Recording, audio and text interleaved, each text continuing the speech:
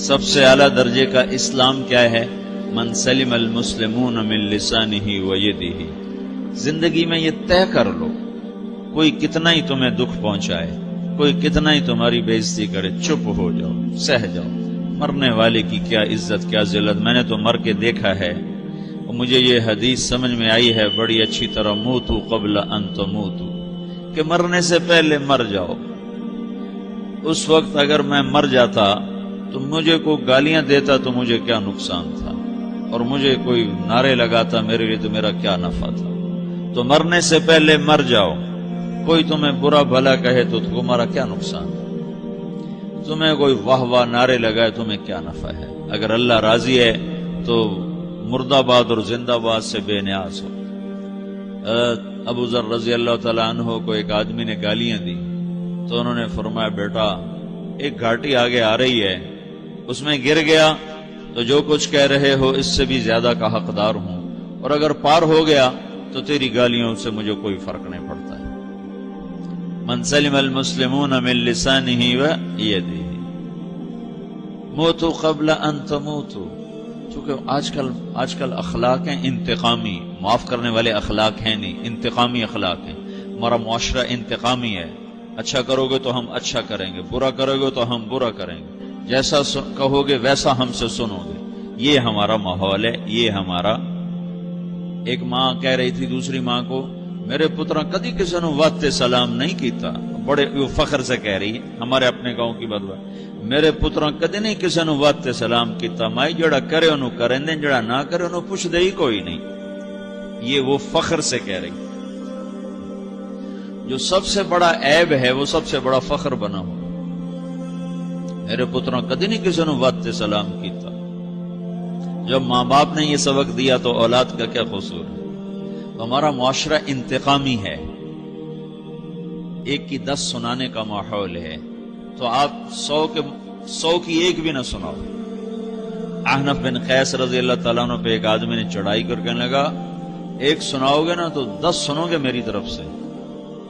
تو احنف بن قیس کہنے لگے بھائی تو مجھے 100 بھی سنائے گا نا تو میری طرف سے ایک بھی تو نہیں سنے گا۔ ایک آدمی ان کی بڑی بےزتی کر رہا تھا اور وہ چل رہے تھے اور وہ 100 گالیاں بک رہا ہے۔ جب آ گیا نا قریب شہر تو کہنے لگے دیکھ اب میرا قبیلہ یہاں رہتا ہے، اگر کسی نے سن لیا نا تو تیری بڑی دھلائی کر دے گا، تو نے جو مجھے گالیاں دینی میں کھڑا ہوں یہیں تو دے لے، تو اپنا سارا زور پورا کر لے تاکہ آگے تجھے کوئی تکلیف نہ پہنچا دے میری وجہ سے۔ تو وہ پاؤں پہ گر کے معافی مانگنے لگا کہ واقعی تو بڑے حلم والا ہے۔ وہ مشہور تھے اپنے حلم میں، بردباری، اور لوگ ان کا امتحان لینے آیا کرتے تھے کہ بھئی کوئی ہے جو احنف کو غصہ دلا دے، تو لوگ ناکام ہو جاتے تھے، ان کو غصہ نہیں آتا۔ ایسے ایک عرب سردار گزرا معن بن زائدہ، وہ بھی اپنے حلم میں بڑے مشہور تھے۔ ایک دفعہ لوگوں میں شرط لگ گئی کہ کوئی ہے معن بن زائدہ کو غصہ دلائے تو ہم اس کو انعام دیں گے۔ تو ایک شاعر نے کہا میں غصہ دلاتا ہوں، تم دیکھنا ایسے سیخ پا ہو جائے گا جیسے جانور۔ تو وہ چلا گیا اس کی مجلس میں، دربار لگا، عرب سردار تھا بہت بڑا، دربار لگا ہوا، تو کہتا السلام علیکم، وعلیکم السلام۔ تو معن بن زائدہ پر ایک دور بڑے فقر کا گزرا تھا، پھر اللہ نے اس کو بہت بڑی سرداری دی، بنو عباس کا بہت بڑا یہ وزیر گورنر تھا۔ تو کہتا اتذکر اذ لحافک جلد شاۃ واذ نعلاک من جلد البعیر، کیوں بھائی تجھے یاد ہے جب تیرا بستر بکری کی کھال تھا اور تیرے جوتے اونٹ کی کھال کے تھے؟ تو کہنے لگا کیوں نہیں یاد، بھلا کوئی ماضی بھی بھولتا ہے؟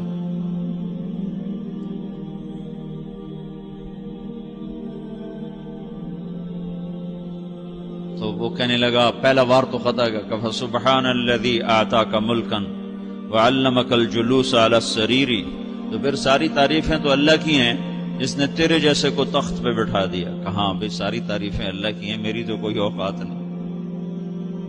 تو کہنے لگا سأرحل عن دیار انت فیہا وان جار الزمان علی الفقیر، جہاں تیرے جیسا حکمران ہو وہاں مجھے رہنا گوارا ہی نہیں ہے، میں یہاں سے چھوڑ کے نکل جاؤں گا چاہے کتنی تکلیف اٹھاؤں۔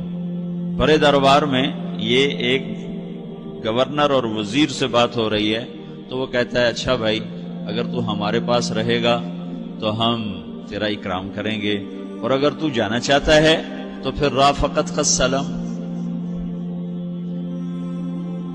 تو وہ یہ بار بھی خالی گیا تو پھر کہنے لگا فجد لی یبن ناقصۃ بمال،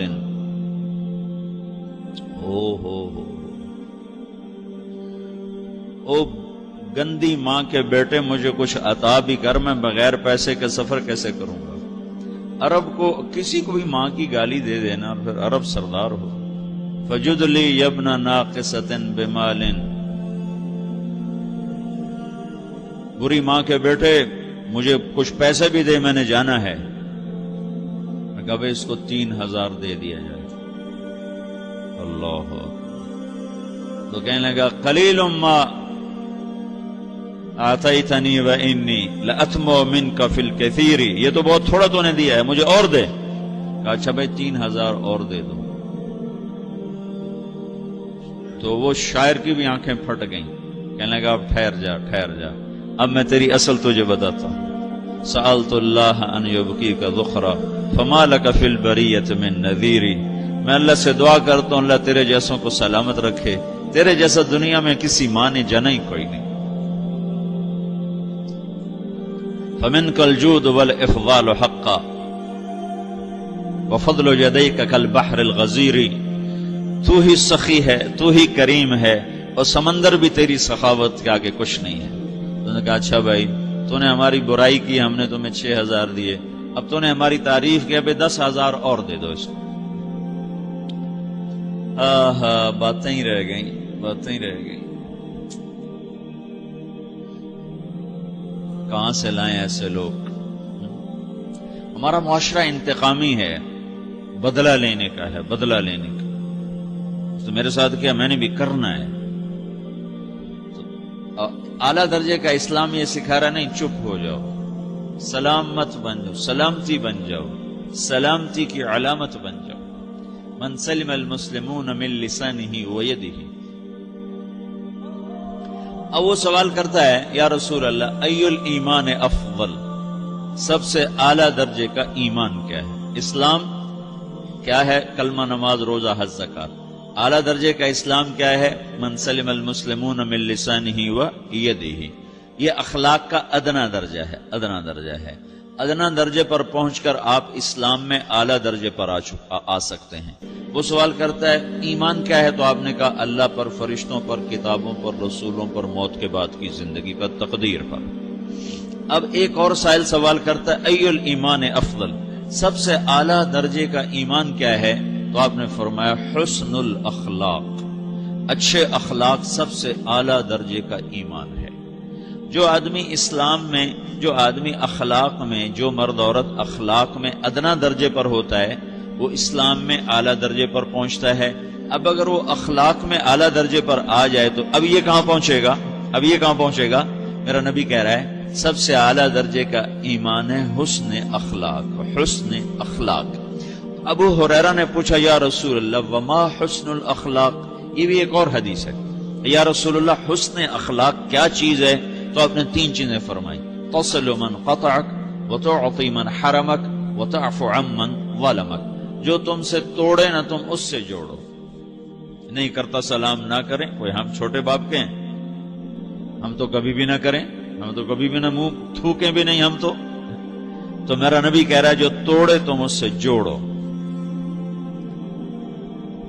جو محروم کرے اسے عطا کرو، جو زیادتی کرے اس سے درگزر کرو۔ یہ 3 کام جو عورت مرد کر لے گا یہ اخلاق کے اعلیٰ درجے میں ہے۔ جب یہ اخلاق کے اعلیٰ درجے پر پہنچتا ہے تو پھر میرا نبی کیا بشارت دیتا ہے؟ ادنا درجے پر پہنچ کر تو اعلیٰ مسلمان کی بشارت ہے، اور اخلاق میں اعلیٰ درجے پر پہنچ کر میرا نبی کہتا ہے کاد الحلیم ان یکون نبیا، اعلیٰ اخلاق والا بس نبی بنتے بنتے رہ جاتا ہے۔